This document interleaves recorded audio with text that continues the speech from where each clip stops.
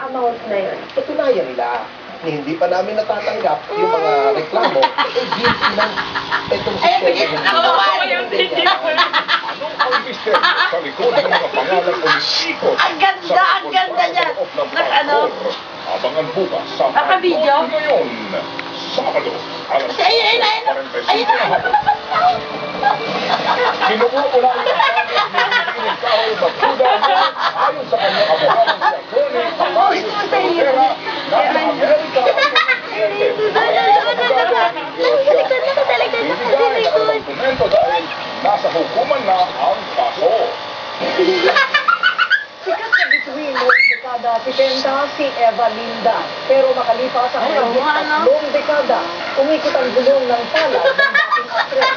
Ang dating nagsisilbi sa kanya noong panahon ng kanyang kasikatan, siya na ngayong kanyang pinaglilingkuran bilang kasambahay. Narito ang Grabe, ano ba yan? Ayaw nang bumalik. Siya si Evelyn Pangilinan o nakilalang si Eva Linda. Isa sa mga pinakasikat na aktres noong dekada 70. Bukod sa pagiging bida, nakilala rin siyang magaling na kontrabida sa mga pelikula ni Gilbert Santos, gaya ng Jezebel at Darna and the Planet Woman, kung saan siya ang gumanap